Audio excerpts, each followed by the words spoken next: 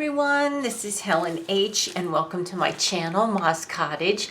Today is my third week of Advent Word 2024, and the word that the Holy Spirit has moved me today, or to do today, is home, which is number 19 on the list. Of course, I'm doing these out of order, and I'm just letting the Spirit pick which ones I'm going to do. I'll do 4 in total, and they will become pages in my December daily.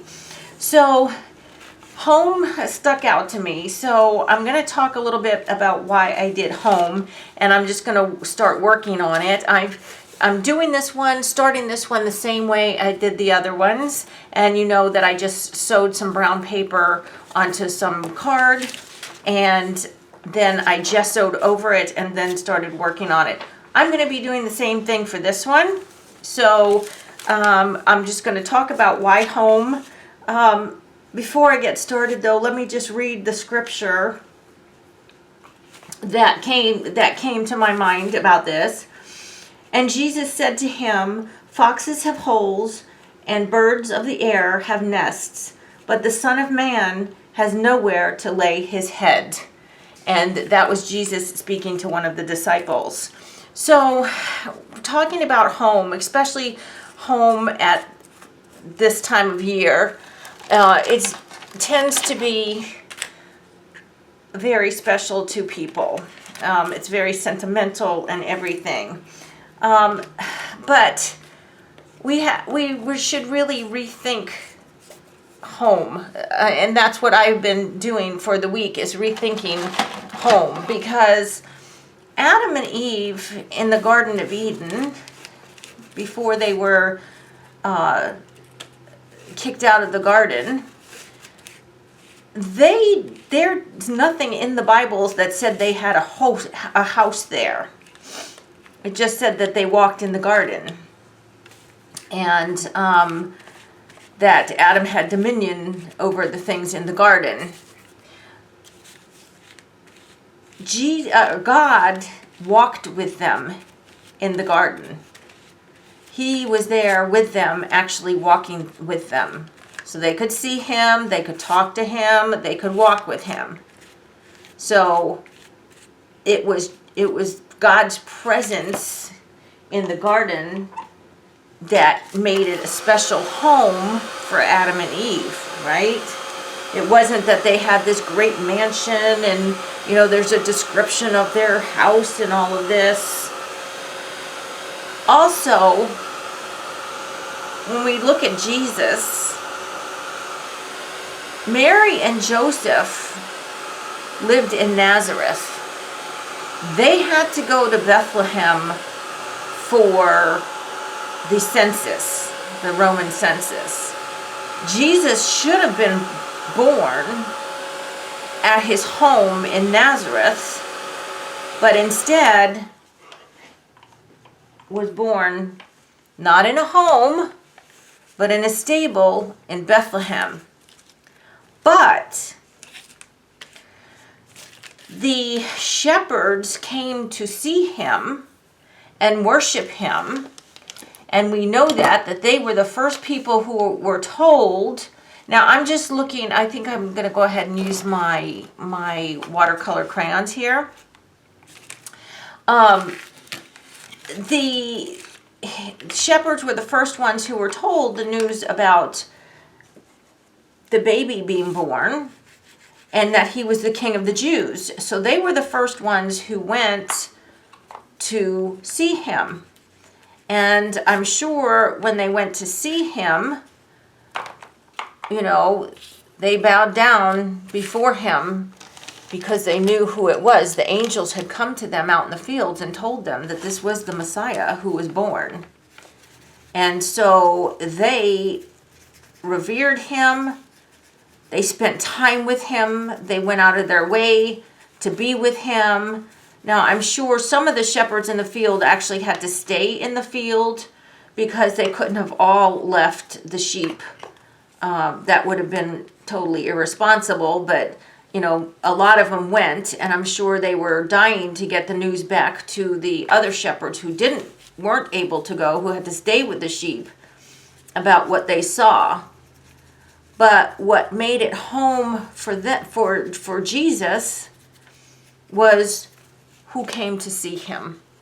The people who came to see him. And I'm sure with all the kerfuffle and everything going on, and Mary giving birth and the baby being born and all of this, that there were other people in Bethlehem around that area who also went to see what was going on. That it wasn't just the shepherds. And of course the wise men were not there. They didn't come until about 2 years later. But anyway, it was the shepherds who came and poured their hearts out in front of him that made that stable, that cold, probably dirty, probably smelly, probably noisy stable, a home for Mary and Joseph and baby Jesus.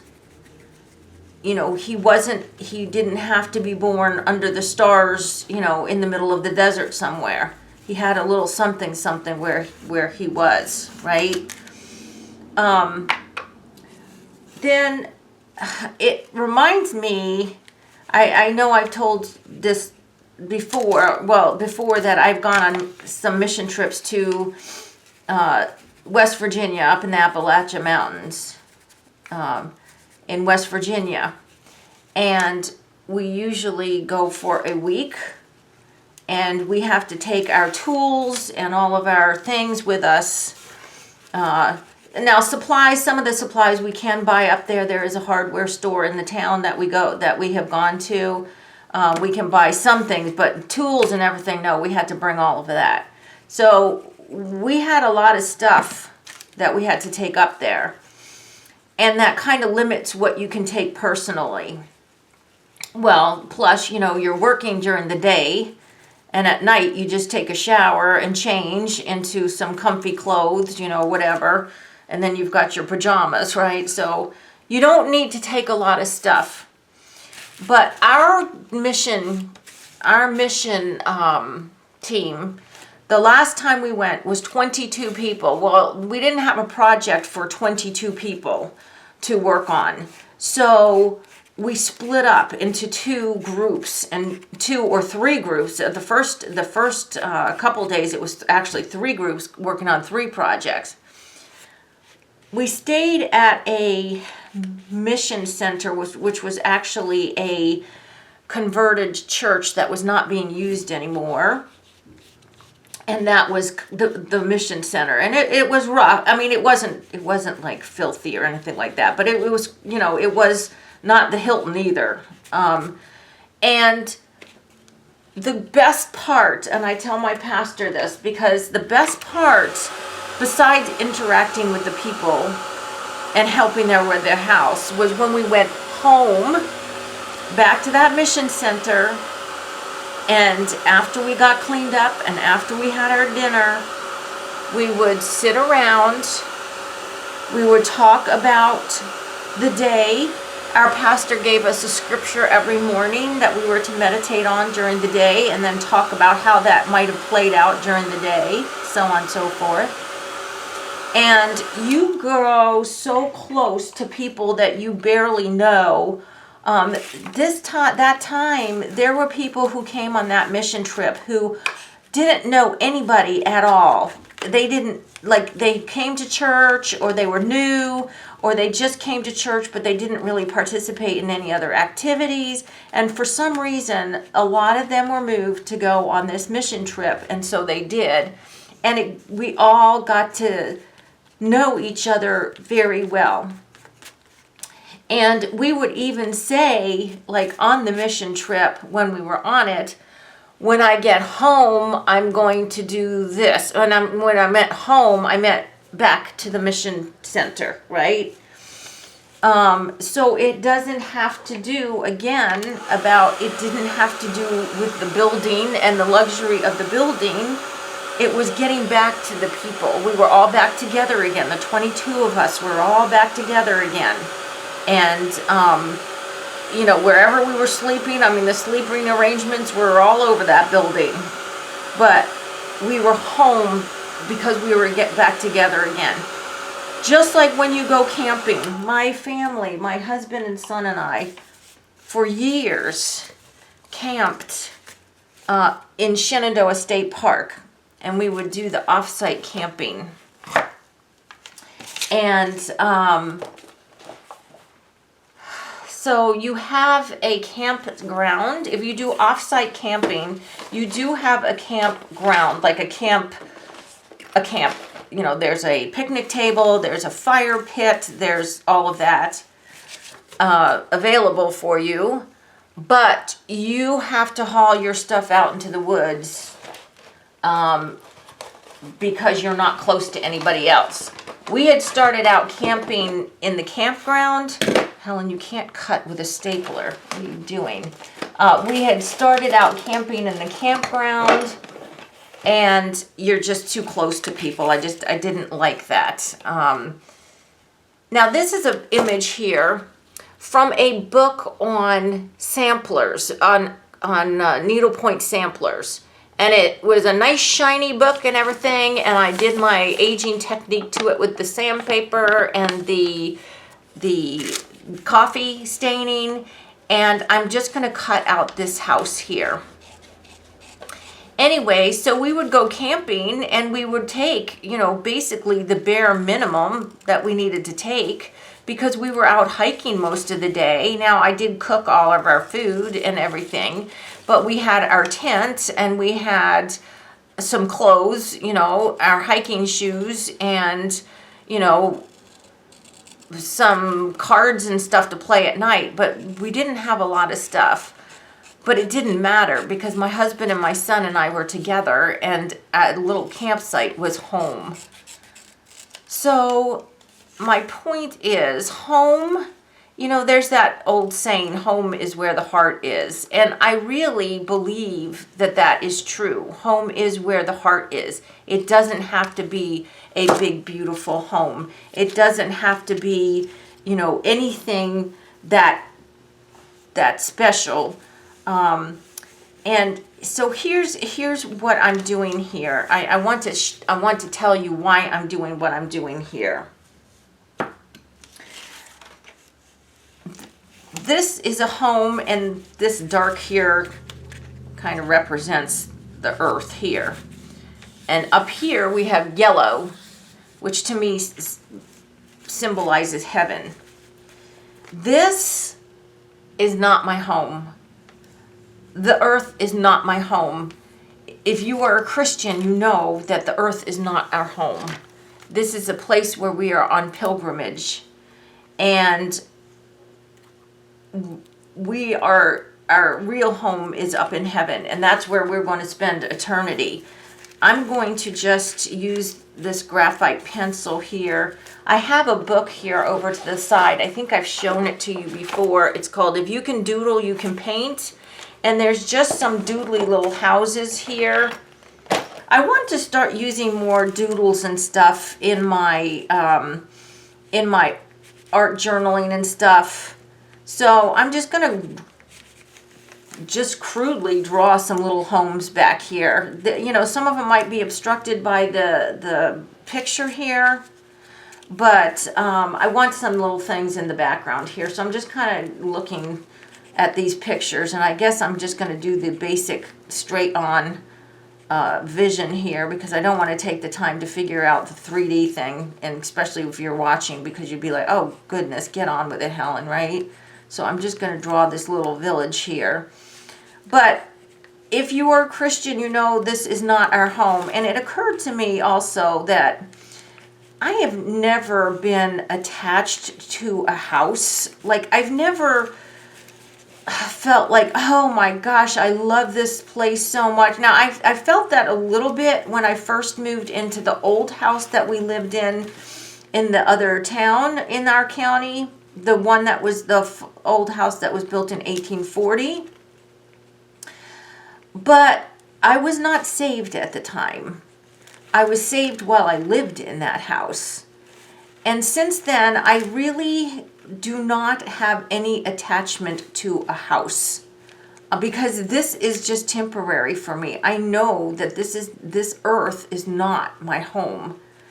And so it's just very temporary. And I just have trouble, I don't go for decorating my house I mean, my house is clean and it's nice and everything, but I'm not somebody who's going to, spend a lot of money decorating and all of this. I want it comfortable, and I don't want it to look like a slum, but I don't pay a lot of money and I don't pay a lot of attention or time or bother in decorating my home because this is not my home. This is just a temporary place. My son and my husband, well, my son's not here anymore. He's moved out. But, the home is where your heart is. Home is where your people are.